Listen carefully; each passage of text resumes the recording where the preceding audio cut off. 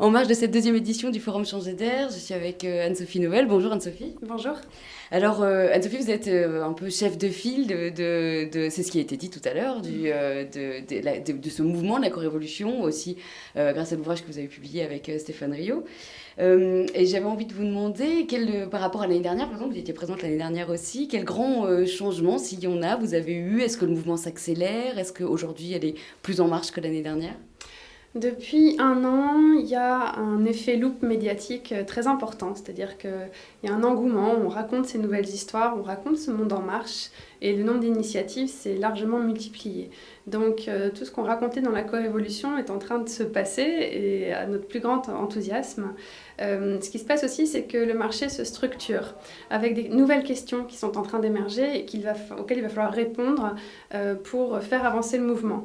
Je pense notamment à deux choses. C'est-à-dire que la première, ça va être le côté... On est en train de recréer de nouveaux monopoles, ça a été évoqué un peu durant la table ronde, c'est-à-dire que les réseaux, pour bien fonctionner, doivent grossir. Et donc, quand on grossit bien, c'est qu'on a aussi beaucoup de monde. Donc, c'est en effet la loi de Metcalfe.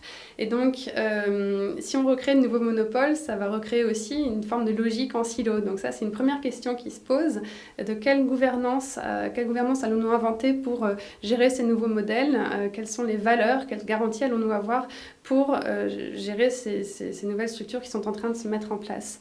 Et la deuxième question qui pour moi me semble importante, je parlais de valeurs, mais c'est aussi ce qu'on met derrière. Pour moi, le collaboratif et la co-révolution, c'est un mouvement, mais c'est aussi beaucoup d'outils, de logique. Mais on peut faire plein de choses avec les outils. L'imprimerie a permis d'imprimer Mein Kampf. Une imprimante 3D peut imprimer un pistolet ou une arme.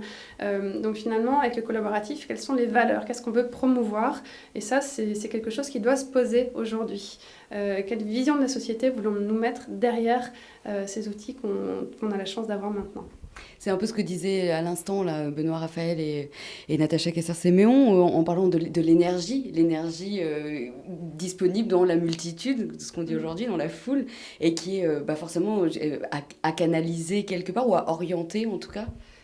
L'énergie de la foule, oui, je sais pas, c'est difficile de l'orienter, de la canaliser. Je pense qu'on peut surtout l'observer, oui, d'une certaine manière, lui permettre de mieux s'exprimer et de lui montrer un petit peu la voie. Donc je pense que si on fonctionne plus en réseau, on a besoin de hubs, on a besoin de personnes qui montrent aussi, qui inspirent à leur manière pour montrer que d'autres possibles sont réalisables. Malheureusement, aujourd'hui, il y a plein de gens qui ne sont pas encore dans ces écosystèmes, qui ne comprennent pas ce qui se passe. Donc il y a beaucoup de travail de pédagogie et de vulgarisation à faire pour expliquer et pour rassurer. Et je crois qu'aujourd'hui, si on a des outils de réappropriation, on a aussi des gens qui s'inquiètent, qui ne voient pas vraiment vers où on va, et on a besoin de voir. Et je crois que c'est pour ça qu'on observe aussi beaucoup de replis dans la société et la montée d'extrêmes qui seraient prêts à tout casser pour se rassurer, et parce que la nature humaine fonctionne comme ça.